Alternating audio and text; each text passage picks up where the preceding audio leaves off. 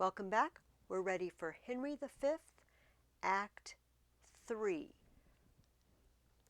And our prologue, our chorus, our narrator begins again. Thus with imagined wing our swift scene flies in motion of no less celerity than that of thought. We are going to fly so fast in your imaginations, as fast as thought can fly. Suppose that you have seen the well-appointed king at Hampton Pier embark his royalty, and his brave fleet with silken streamers the young Phoebus fanning. Play with your fancies, and in them behold upon the hempen tackle ship-boys climbing. Hear the shrill whistle which doth order give to sounds confused. Behold the threadened sails, borne with the invisible and creeping wind, draw the huge bottoms through the furrowed sea, breasting the lofty surge. Oh, do but think you stand upon the rivage, and behold a city on the inconstant billows dancing, for so appears this fleet majestical, holding due course to Harfleur. His fleet, imagine you are with the fleet, you're crossing the English Channel. His fleet is like a city crossing the channel. Follow, follow, grapple your minds to sternage of this navy, and leave your England as dead midnight still, guarded with grandsires, babies, and old women, either past or not arrived to pith and puissance. For who is he whose chin is but enriched with one appearing hair that will not follow these cold and choice-drawn cavaliers to France? The only people left behind in England are the old and the infirm. Who doesn't want to go with Henry? Work your thoughts, and therein see a siege. Behold the ordnance on their carriages, with fatal mouths gaping on girded Harfleur. Imagine they've landed in France, and they're besieging the city of Harfleur. Suppose the ambassador from the French comes back, tells Harry that the king doth offer him Catherine his daughter, and with her to dowry some petty and unprofitable dukedoms. The offer likes not. And the nimble gunner with linstock now the devilish cannon touches, and down goes all before them. Still be kind, and eke out our performance with your mind. So the king has given the answer. You can marry my daughter, and here's a few dukedoms that aren't worth much. You can have those. That's not what I came for, said Henry, and he proceeds to besiege the first city in their path, Harfleur. And that is where we open up scene 1. They have, in the end there in the prologue, it says the devilish cannon touches. They're firing cannons at Harfleur, and they've taken out part of the walls and made a breach. And at the beginning of scene 1, Henry is speaking to his troops. And he says, once more unto the breach, dear friends, once more, or close the wall up with our English dead. In peace there's nothing so becomes a man as modest stillness and humility. But when the blast of war blows in our ears, then imitate the action of the tiger. Stiffen the sinews, summon up the blood, disguise fair nature with hard-favored rage. Then lend the eye a terrible aspect. Let it pry through the portage of the head like the brass cannon. Let the brow o'erwhelm it as fearfully as doth the galled rock o'erhang and juddy his confounded base, swilled with the wild and wasteful ocean. Now set the teeth and stretch the nostril wide, hold hard the breath, and bend up every spirit to his full height. On, you noblest English, whose blood is fet from fathers of war-proof. Fathers that, like so many Alexanders, have in these parts from morn till even fought, and sheathed their swords for lack of argument. Dishonor not your mothers. Now attest that those whom you call fathers did beget you. Be copy now to men of grosser blood, and teach them how to war. And you, good yeomen, whose limbs were made in England, show us here the mettle of your pasture. Let us swear that you are worth your breeding, which I doubt not, for there is none of you so mean and base that hath not noble lustre in your eyes.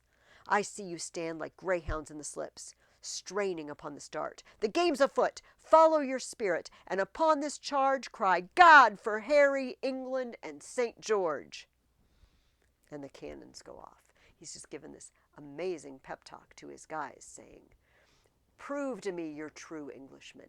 This is how you should look when you're attacking a city. Set your teeth on edge. Let your eyes glow. Okay. Scene 2, we're still at the siege. They're taking Harfleur. And we meet, again, Bardolph, Nim, and Pistol. Remember, they left for the war. And Bardolph says, on, to the breach, to the breach. Pray thee, corporal, stay. The knocks are too hot, and for mine own part, I have not a case of lives. The humor of it is too hot. That's the very plain song of it. Bardolph is saying, yeah, Henry, once more into the breach. And Nim says, yeah, I don't think so. I don't like the looks of this. I think it looks dangerous. Pistol says, the plain song is most just, for humors do abound. Knocks go and come, God's vassals drop and die, and sword and shield and bloody field doth win immortal fame. The boy, who's also with him, says, would I were in an alehouse in London. I would give all my fame for a pot of ale and safety. I don't want to go to war and be famous. I just want to be safe and have some beer. Pistol says, and I, if wishes would prevail with me, my purpose should not fail with me, but thither would I hie. And the boy agrees, as duly, but not as truly, as bird doth sing on bough. And up comes Fluellen. Fluellen is one of the captains in Henry's army, and he sees these guys loitering and not attacking Harfleur. And he says, up to the breach, you dogs! Avaunt, you cullions! And he drives them forward. Pistol says, be merciful, great Duke, to men of mould. Abate thy rage, abate thy manly rage, abate thy rage, great Duke. Good Bacchok, abate thy rage, use lenity, sweet Chuck. Nim says, these be good humors. Your honor wins bad humors. And they all run off, driven on by Fluellen, except the boy.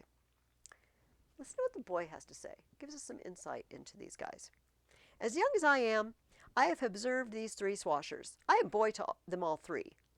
But all they three, though they would serve me, could not be a man to me. For indeed, three such antics do not amount to a man. I serve all three of these guys. None of them is a good example of being a real man. For Bardolph, he is white-livered and red-faced, by the means whereof he faces it out, but fights not. For Pistol, he hath a killing tongue and a quiet sword, by the means whereof he breaks words and keeps whole weapons. For Nim, he hath heard that men of few words are the best men, and therefore he scorns to say his prayers, lest he should be thought a coward. But his few bad words are matched with his few good deeds, for never broke any man's head but his own, and that was against a post when he was drunk. They will steal anything, and call it purchase. Bardolph stole a lute case, bore it 12 leagues, and sold it for 3 halfpence. Nim and Bardolph are sworn brothers in filching, and in Calais they stole a fire shovel. I knew by that piece of service the men could carry coals. They would have me as familiar with men's pockets as their gloves or their handkerchiefs, which makes much against my manhood, if I should take from another's pocket to put into mine, for it is plain pocketing up of wrongs. I must leave them and seek some better service. Their villainy goes against my weak stomach, and therefore I must cast it up. He says, they're thieves. These guys I work for, they're thieves. I gotta find somebody better. He leaves, and in come Gower and Fluellen, both sergeants, captains in the army. Gower says, Captain Fluellen, you must come presently to the mines. The Duke of Gloucester would speak with you. The mines, they're undermining the wall. They're digging tunnels under Harfleur to try to get in. To the mines? By the way, Fluellen sometimes talks a little funny. Fluellen is Welsh. He's from Wales. He often says his B's as P's, which is going to come in important later. To the mines? Tell you the Duke, it is not so good to come to the mines. For look you, the mines is not according to the disciplines of the war. The concavities of it is not sufficient. For look you, the adversary you may discuss unto the Duke, look you, is dight himself 4 yard under the countermines. By chase you, I think it will plow up all if there not be better directions. Fluellen's very into the proper procedure of war, and he thinks they're not digging the mines according to the proper procedure of war. Gower says, the Duke of Gloucester, to whom the order of the siege is given, is altogether directed by an Irishman, a very valiant gentleman of faith. It is Captain McMorris, is it not? I think it be. By chase you, he's an ass as in all the world. I will verify as much in his beard. He has no more directions in the two true disciplines of the wars, look you, of the Roman disciplines, than has a puppy dog. All right, this Irishman McMorris comes in with Captain Jamie. Here he comes, and the Scots captain, Captain Jamie, with him. Captain Jamie is a marvelous, fabulous gentleman, that is certain, and of great expedition and knowledge in the ancient wars. Upon my particular knowledge of his directions, by chase you, he will maintain his argument as well as any military man in the world in the disciplines of the pristine wars of the Romans. Jamie says, I say good day, Captain Llewellyn. Good into your warship, good Captain James. How now, Captain McMorris? Have you quit the mines? Have the pioneers given over? By Krishna, 'tis ill done. By the way, McMorris now speaks, he's Irish, so he's speaking with a very Irish brogue. I am not going to, so I'm going to Englishize his words. The work is give over, the trumpet sound the retreat. By my hand I swear, and my father's soul, the work's ill done. It's give over. I would have blowed up the town, so Christ save me, in an hour. Oh, 'tis ill done, 'tis ill done. By my hand, 'tis ill done. Captain McMorris, I beseech now, will you vouchsafe me, look you, a few disputations with you as partly touching or concerning the disciplines of the war, the Roman wars, in the way of argument, look you, and friendly communication, partly to satisfy my opinion, partly for the satisfaction, look you, of my mind, as touching the direction of the military discipline. That is the point. Jamie says, it shall be very good, good faith, good captains both, and I shall quit you with good leave, as I may pick occasion. That shall I, marry. It is no time to discourse, so Christ save me. The day is hot, and the weather, and the wars, and the king, and the dukes. It is no time to discourse. The town is besieged, and the trumpet call as to the breach, and we talk, and, by Christ, do nothing. 'Tis shame for us all. So God save me, 'tis shame to stand still. It is a shame by my hand, and there is throats to be cut, and works to be done, and there's nothing done, so Christ save me. McMorris is well, it's not time to discuss Roman history and the Roman practice of war. We're in the middle of a siege. Jamie says, by the mess, here these eyes of mine take themselves to slumber, or they be good service, or I'll light the ground for it, or I'll go to death, and I'll pay it as valorously as I may. That shall I surely do. That is the breath and long. Mary, I would full fain heard some question between you tway. Like I'd like to hear the discussion. Captain McMorris, I think you look you. Under your correction, there is not many of your nation. Of my nation? What is my nation? Is villain and a bastard and a knave and a rascal? What is my nation? Who talks of my nation? Look you, if you take the matter otherwise than is meant, Captain McMorris, peradventure I shall think you do not use me with that affability as in discretion you ought to use me. Look you, being as a good man as yourself, both in the disciplines of the war and in the derivation of my birth and in other particularities. I do not know you so good a man as myself, so Christ save me, I will cut off your head. Coward says, gentlemen, both, you will mistake each other. They're having a fight over the way the mines are going, over Welsh versus Scottish. They're having a fight in the middle of a war. But a trumpet sounds in the distance, and it's the trumpet blast that the town wants a parley. The town wants to talk to the king. The town sounds, Jamie says, that's a foul fault. The town sounds a parley. Captain McMorris, when there is more better opportunity to be required, look you, I will be so bold as to tell you I know the disciplines of war. And there's an end. Right, scene 3 just stays in the same place. We're before the gates, and the king is talking to the men in Harfleur that are on the walls of the town. The king says, how yet resolves the governor of the town? This is the latest parle we will admit. We're not going to talk to you again. If you're not here to surrender, this is the last talk we're going to have. We are taking the city. Therefore, to our best mercy give yourselves, or like to men proud of destruction, defy us to our worst. For as I am a soldier, a name that in my thoughts becomes me best, if I begin the battery once again, I will not leave the half-achieved Harfleur, till in her ashes she lie buried. The gates of mercy shall be all shut up, and the fleshed soldier, rough and hard of heart, in liberty of bloody hand, shall range with conscience wide as hell, mowing like grass your fresh fair virgins and your flowering infants. Right. If you don't surrender now, when we take the city, I'm just going to let my soldiers run wild. and just massacre. What is it then to me, if impious war, arrayed in flames like to the prince of fiends, do with his smirched complexion all fell feats in link to waste and desolation? What is it to me, when you yourselves are cause, if your pure maidens fall into the hand of hot and forcing violation? What reign can hold licentious wickedness, when down the hill he holds his fierce career? We may as bootless spend our vain command upon the enraged soldiers and their spoil, as send precepts to the Leviathan to come ashore. Therefore, you men of Harfleur, take pity of your town and of your people, whiles yet my soldiers are in my command, whiles yet the cool and temperate wind of grace o'erblows the filthy and contagious clouds of heady murder, spoil, and villainy. If not, why in a moment look to see the blind and bloody soldier with foul hand defile the locks of your shrill shrieking daughters, your fathers taken by their silver beards, and their most reverend heads dashed to the walls, your naked infants spitted upon pikes, whiles the mad mothers with their howls confused do break the clouds, as did the wives of Jewry at Herod's bloody hunting slaughtermen. What say you? Will you yield, and this avoid, or guilty in defense be thus destroyed?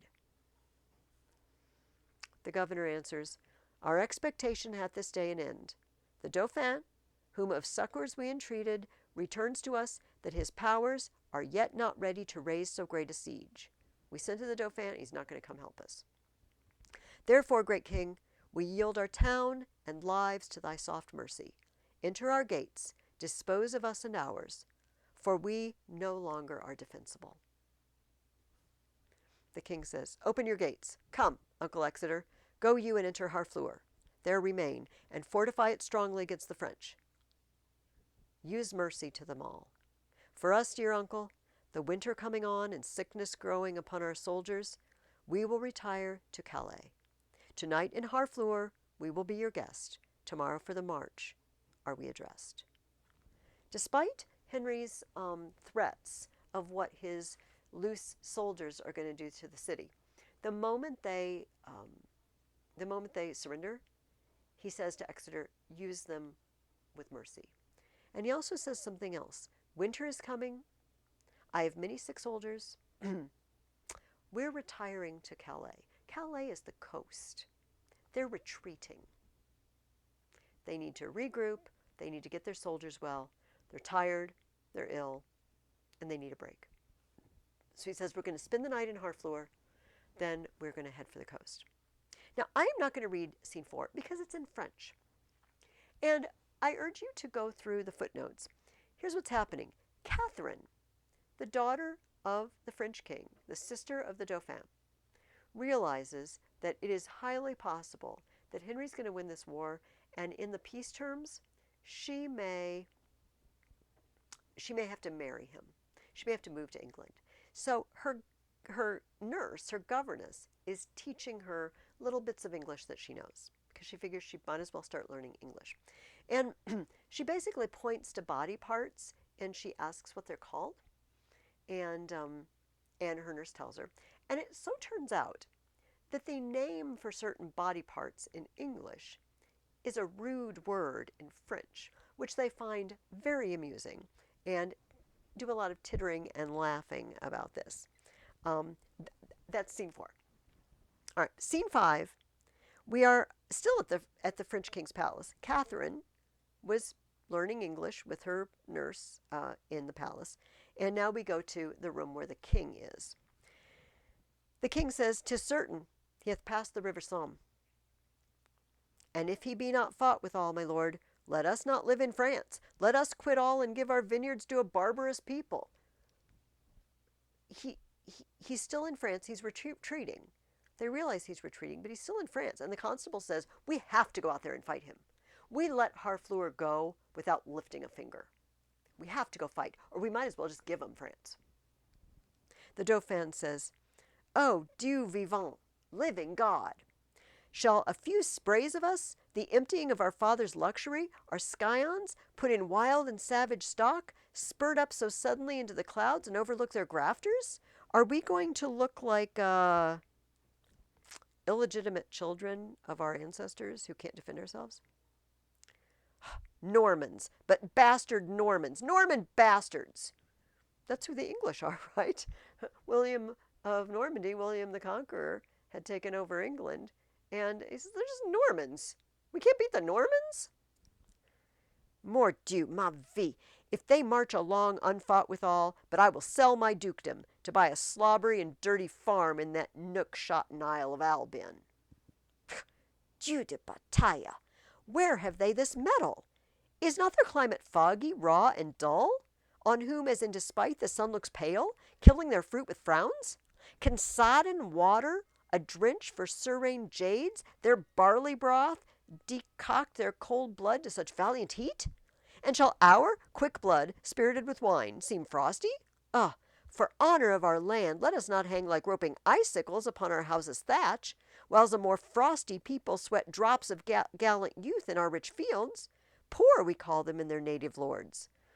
The English, they have crummy drinks and crummy food and crummy weather. How in the world are they beating us? We cannot possibly let them beat us. The Dauphin says, by faith and honour, our madams mock at us, and plainly say our mettle is bred out, and they will give their bodies to the lust of English youth, to new store France with bastard warriors. The women of France are saying, oh, our men are a bunch of sissies. They can't defend us. We better just find English husbands so we can have English children because they're awesome. The Lord Britannia says, they bid us to the English dancing schools and teach la voltas high and swift coronados, saying our grace is only in our heels and that we are most lofty runaways. The ladies are saying, oh, good dancers, not much fighters, are you? The king says, where is Montjoy the herald? Speed him hence. Let him greet England with our sharp defiance. Up, princes, and with the spirit of honour edged more sharper than your swords, hie to the field. Charles Delabreth, High Constable of France, you Dukes of Orleans, Bourbon, and of Berry, Alençon, Brabant, Bar, and Burgundy, Jacques Chatillon, Rambures, Vaudemont, Beaumont, Grandpré, Roussy, at Falconbridge, Foix, Lestrade, Boucicaut, Charleroi. I am sure I am butchering all these guys' French names. High dukes, great princes, barons, lords, and knights, for your great seats now quit you of great shames. Bar hairy England, that sweeps through our land with pennons painted in the blood of Harfleur. Rush on his host, as doth the melted snow upon the valleys, whose low vassal seat the Alps doth spit and void his room upon.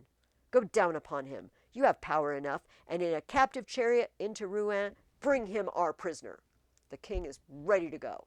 All these taunts from their women, the taunts from his nobleman, his son. Get your armies out there and get it done. The constable says, this becomes the great. Sorry am I his numbers are so few. His soldiers sick and famished in their march. For I am sure, when he shall see our army, he'll drop his heart into the sink of fear, and for achievement offer us his ransom. You know what? Too bad there's not more of him, because he's not going to be able to put up a fight. When we show up, he's just going to surrender and say, take me captive, and you can sell me back to my people for ransom, which is what they used to do if they captured enemies of the nobility. They would keep them, and then they would tell their family back home, if you pay me enough, you'll get them back. That's the ransom. Therefore, Lord Constable, haste on Montjoy, and let him say to England that we send to know what willing ransom he will give. Prince Dauphin, you shall stay with us in Rouen. Not so, I do beseech your majesty. Be patient, for you shall remain with us. Now forth, Lord Constable and princes all, and quickly bring us word of England's fall. All right, now we go back to the English camp. And Gower and Fluellen are still talking. Gower says, how now, Captain Fluellen? Come you from the bridge? They've been defending a bridge. They've been taking a bridge, I guess, from French guards that are holding it. There's been fighting, and Gower wants to know how the fighting is going. Fluellen says, I assure you there is very excellent services committed at the bridge. Is the Duke of Exeter safe? The Duke of Exeter is as magnanimous as Agamemnon, and a man that I love and honor with my soul and my heart and my duty and my life and my living and my uttermost power. He is not God be praised and blessed, any hurt in the world, but keeps the bridge most valiantly, with excellent discipline. There's an ancient lieutenant there at the bridge, the pridge. I think in my very conscience he is as valiant a man as Mark Antony, and he is a man of no estimation in the world. But I did see him do as gallant service. There's a guy there holding the bridge, and he did some amazing brave stuff. He's a nobody. He's just low-class commoner, but he was amazing. What do you call him? He is called Ancient Pistol. I know him not. And in comes Pistol. Llewellyn says, here's the man. Pistol says, Captain, I thee beseech to do me favors. The Duke of Exeter doth love thee well. I praise God, and I have merited some love at his hands. Pistol needs a favor. Here it is. Bardolph, a soldier, firm and sound of heart, and of buxom valor, hath by cruel fate and giddy fortune's furious fickle wheel, that goddess blind, that stands upon the rolling restless stone. Now, Llewellyn has to interrupt him and explain to him about Fortune being blind. By your patience, Ancient Pistol, Fortune is painted blind, with a muffler for her eyes, to signify to you that Fortune is blind. And she is painted also with wheel, to signify to you, which is the moral of it, that she is turning, and inconstant, and mutability, and variation, and her foot, look you, is fixed upon a spherical stone, which rolls and rolls and rolls. In good truth, the poet makes a most excellent description of it. Fortune is an excellent moral. Fortune is Bardolph's foe, and frowns on him. For he hath stolen a pax, and hanged must it be, a damned death. Now, my footnote says it might be a pix. Whatever it is, he's stolen a liturgical object from a church. A dish, probably gold. And they found out about it, and they're going to hang him. Let gallows gate for dog, let man go free, and let not hemp his windpipe suffocate. But Exeter hath given the doom of death for packs of little price. Therefore go speak, the Duke will hear thy voice, and let not Bardolph's vital thread be cut with edge of penny cord and vile reproach. Speak, Captain, for his life, and I will thee requite. Pistol is asking Llewellyn, go have a word with Exeter, and tell him not to execute my friend. Llewellyn says, Ancient Pistol, I do partly understand your meaning. Why then rejoice therefore? Certainly, Ancient, it is not a thing to rejoice at. For if, look you, he were my brother, I would desire the Duke to use his good pleasure and put him to execution, for discipline ought to be used. This is not the answer Pistol wanted. Die and be damned, and figo for thy friendship. It is well. A fig of Spain. Very good. And Pistol walks off. And Gower says, why, this is an arrant counterfeit rascal.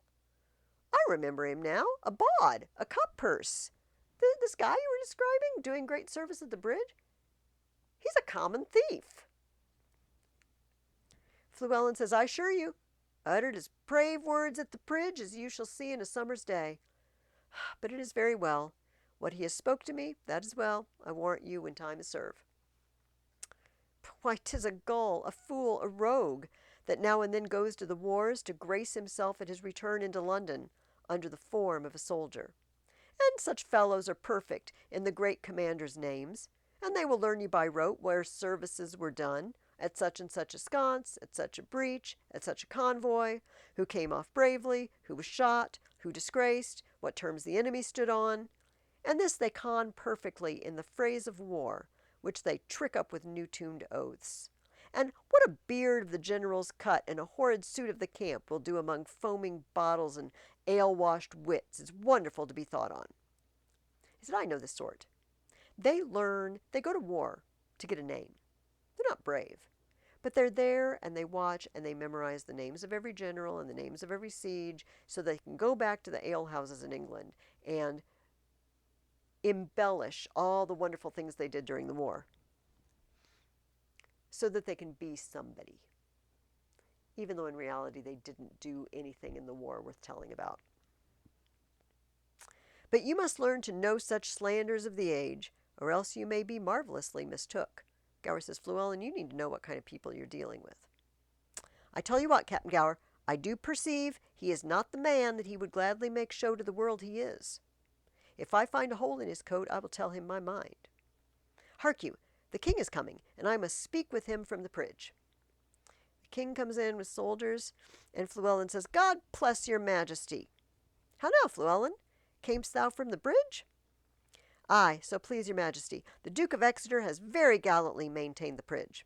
The French is gone off, look you, and there is gallant and most brave passages. Marry, the adversary was have possession of the bridge, but he is forced to retire, and the Duke of Exeter is master of the bridge. I can tell your majesty the Duke is a brave man. What men have you lost, Fluellen? The perdition of the adversary hath been very great, reasonable great. The French have lost a lot of people at the bridge. Marry, for my part, I think the Duke hath lost never a man, but one that is like to be executed for robbing a church. One Bardolph, if your majesty know the man. His face is all buckles, and whelks, and knobs, and flames of fire, and his lips blows at his nose, and it is like a coal of fire, sometimes blue and sometimes red. But his nose is executed, and his fire's out. The king says, we would have all such offenders so cut off, and we give express charge that in our marches through the country there be nothing compelled from the villages, nothing taken but paid for, none of the French upbraided or abused in disdainful language, for when lenity and cruelty play for a kingdom, the gentler game master is the soonest winner. If we try to take this kingdom by violence and theft, pushing the French around, they're not going to love us when we do take over. Now, I'm going to talk about this in class, but I just want to remind you right now. Bardolph was once one of Henry's best friends. They spent many hours hanging out together. Fluellen knows very well that Henry knows Bardolph. He says, if you know the man. And I think this is a bit of a test. Is he going to send him to execution, or is he going to save his friend? And he gets his answer. Henry says, we would have all such offenders cut off. All right. At this point, Montjoy, the herald, the French herald, comes in. Remember, the French king has sent Montjoy and said, tell him we are coming on. Tell him if he wants to stay alive and protect his people, he better just surrender right now and ask him what ransom he'll take. We'll take him captive and we'll ransom him to the English. Ask him what the ransom's going to be. Montjoy comes in and he says, you know me by my habit. You know I'm the herald. You can recognize that. The king says, well, then I know thee. What shall I know of thee? My master's mind. Unfold it. Thus says my king, say thou to Harry of England, though we seemed dead, we did but sleep. Advantage is a better soldier than rashness. Tell him we could have rebuked him at Harfleur, but that we thought not good to bruise an injury till it were full ripe. Now we speak upon our cue, and our voice is imperial. England shall repent his folly, see his weakness, and admire our sufferance. Bid him therefore consider of his ransom, which must proportion the losses we have borne, the subjects we have lost, the disgrace we have digested, which in weight to re-answer his pettiness would bow under. For our losses, his exchequer is too poor. For the effusion of our blood, the muster of his kingdom too faint a number. And for our disgrace, his own person, kneeling at our feet, but a weak and worthless satisfaction. To this add defiance, and tell him for conclusion, he hath betrayed his followers, whose condemnation is pronounced. So far my king and master, so much my office. So you tell, well, the king has said to the herald, you tell Henry, I want to know what ransom he will give, but you know what? For the losses and disgrace he has already heaped on us, his whole kingdom isn't enough ransom. Him kneeling at our feet is not enough ransom. The king says, King Henry says, what is thy name? I know thy quality. He says, Montjoy. Thou dost thy office fairly. Turn thee back, and tell thy king I do not seek him now, but could be willing to march on to Calais without impeachment.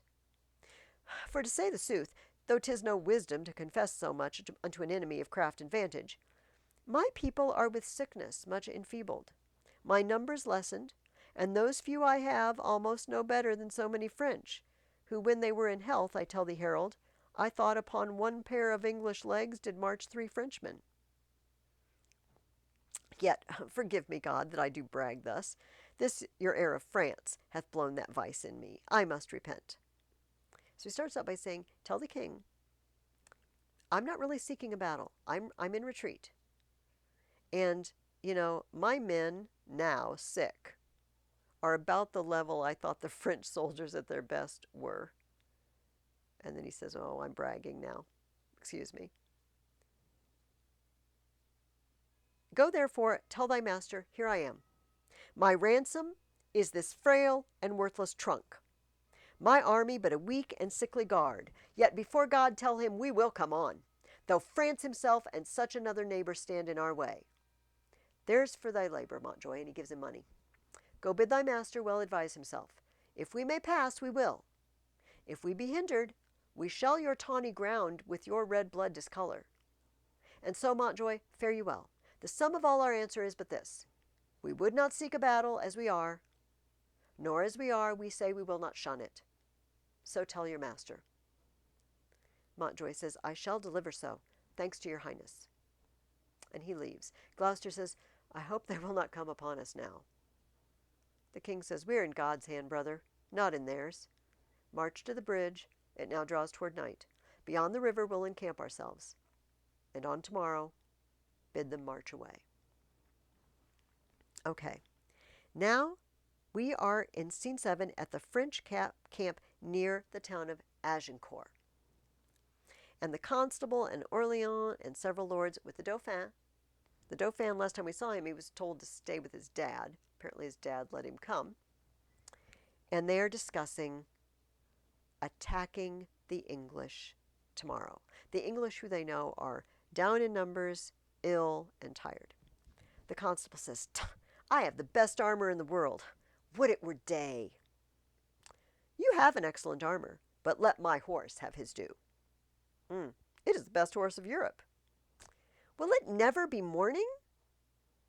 The Dauphin says, my lord of Orleans, and my lord high constable, you talk of horse and armor? You are as well provided with both as any prince in the world. The Dauphin says, what a long night is this! I will not change my horse with any that treads but on 4 pasterns. Ah, he bounds from the earth, as if his entrails were hares. Le cheval volant, flying horse. The Pegasus, chez les narines des feux. When I bestride him, I soar. I am a hawk. He trots the air. The earth sings when he touches it. The basest horn of his hoof is more musical than the pipe of Hermes. He likes his horse. Orleans says he's the color of the nutmeg and of the heat of the ginger. It is a beast for Perseus. He is pure air and fire, and the dull elements of earth and water never appear in him, but only in patient stillness while his rider mounts him. He is indeed a horse, and all other jades you may call beasts. Indeed, my lord, it is a most absolute and excellent horse. It is the Prince of Palfreys. His neigh is like the bidding of a monarch, and his countenance enforces homage. No more, cousin. But please, just stop going on and on about your horse. The Dauphin does not stop. Nay, the man hath no wit that cannot, from the rising of the lark to the lodging of the lamb, very deserved praise on my palfrey. It is a theme as fluent as the sea. Turn the sands into eloquent tongues, and my horse is argument for them all. 'Tis a subject for a sovereign to reason on, and for a sovereign's sovereign to ride on, and for the world, familiar to us and unknown, to lay apart their particular functions and wonder at him. I once read a sonnet in his praise, and began thus, Wonder of nature. Orleans said, I've heard a sonnet begin so to one's mistress. Dauphin says, I wrote a sonnet once for my horse, and he started it. And Orleans says, yeah, I think people write poems like that to their girlfriends. Now, the rest of this, I'm not going to explain it all. It's a lot of off-color jokes about women, comparing the horse to women. Jade could be the horse, it could be a woman. I'm going to read it, but it's a little off color. Then did they imitate that which I composed to my courser, for my horse is my mistress. Your mistress bears well, me well, which is the prescript praise and perfection of a good and particular mistress. Nay, for methought yesterday your mistress shrewdly shook your back. So perhaps did yours. Mine was not bridled. Oh, then belike she was old and gentle, and you rode like a kern of Ireland, your French hose off and in your straight strassers. You have good judgment in horsemanship. Be warned by me, then. They that ride so, and ride not warily, fall into foul bogs. This is a joke about getting a sexually transmitted disease, for an example of the series of jokes here. I'd rather have my horse to my mistress.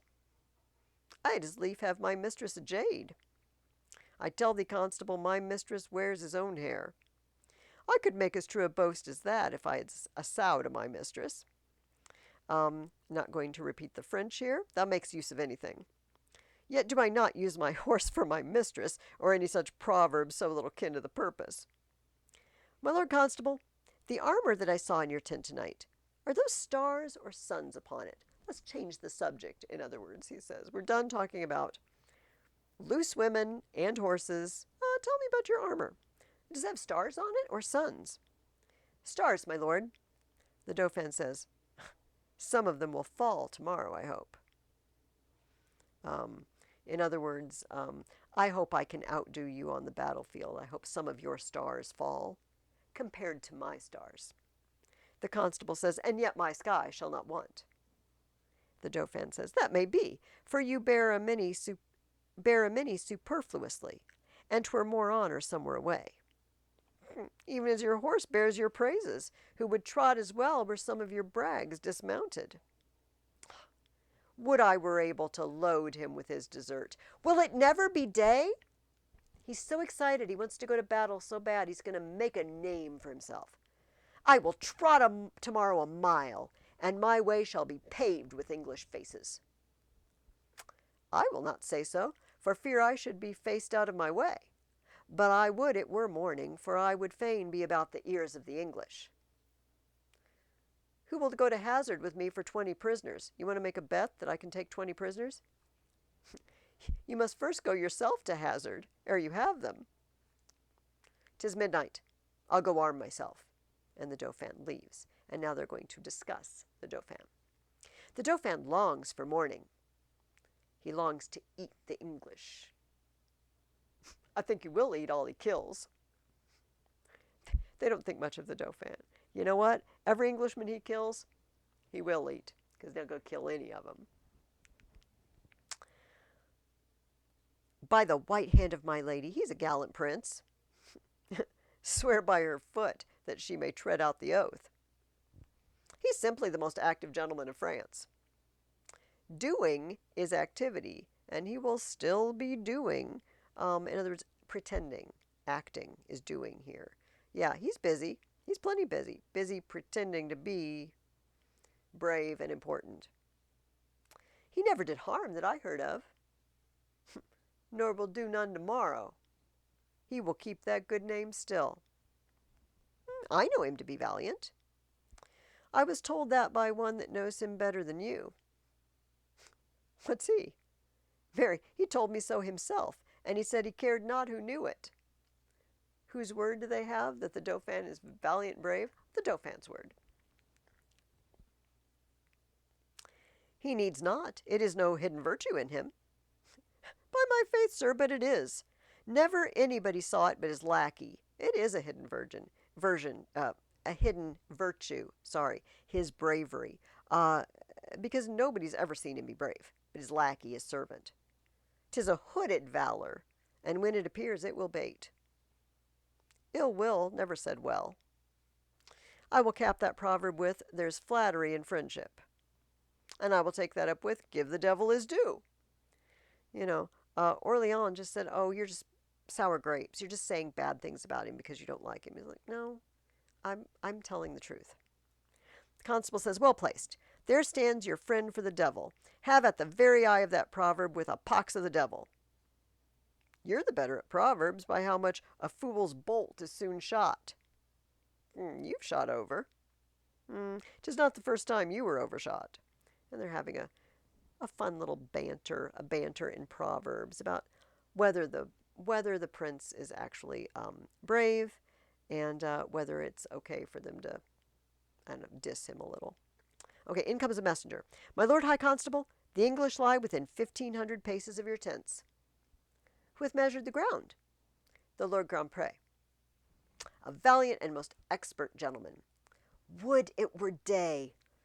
Alas, poor Harry of England, he longs not for the dawning as we do.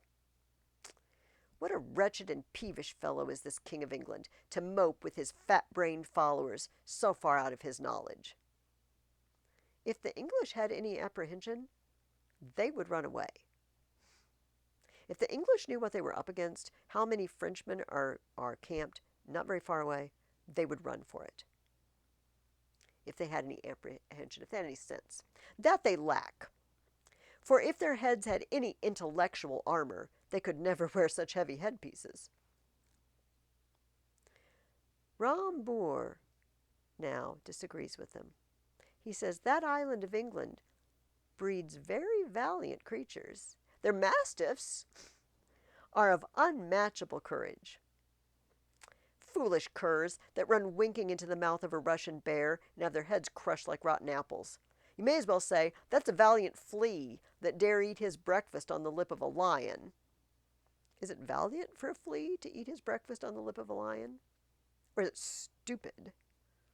He says you can call the English valiant, or you can just call them stupid for coming here. Just. And the men do sympathize with the mastiffs in robustious and rough coming on, leaving their wits with their wives, and then give them great meals of beef and iron and steel. They will eat like wolves and fight like devils.